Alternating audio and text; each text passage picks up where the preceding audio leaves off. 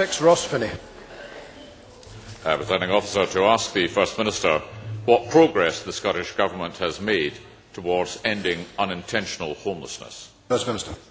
Well, the 2012 targets enshrined in the Homeless Scotland Act 2003 is to abolish the distinction between homeless households currently assessed as priority or non-priority, and to ensure that all unintentionally homeless households are treated equally. The Scottish Government has agreed a 4-point plan for moving towards the target with COSLA. This focuses on investing in housing supply, maximising access to existing stock, preventing homelessness where possible, and promoting better joint working services. A joint letter from the Scottish Government and COSLA officials to local authorities setting out action under this plan and related developments was issued on the 23rd of December. Progress against the interim 2009 targets set by the previous administration will be monitored later this year. Ross Finnie.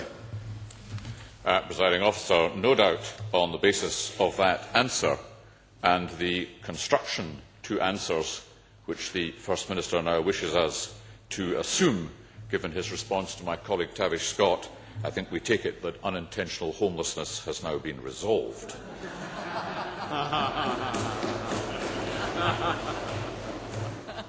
However, given the current economic recession, and given that it is acknowledged that this is likely to impact on those least able to cope, in those particular circumstances, can the First Minister explain why, despite its announcements of accelerated investment in affordable housing, the investment plans for Glasgow and Edinburgh, which arguably contain areas of greatest housing and economic need, is exactly the same as it was not just this time last year, but this time 2 years ago?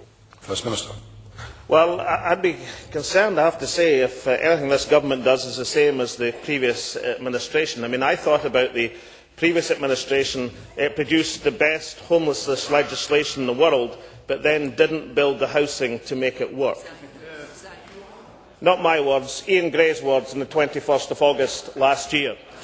So I wouldn't, if I were Ross Finnie, given he was part of the previous administration, trumpet too far the record in housing. But what I am delighted to tell this chamber is the latest statistics on new build starts by local authorities in Scotland. And just to get the sweep of the evidence and figures, because I wouldn't like to be accused of being selective, let's take it over a few years. Let's take it from 2003-2004.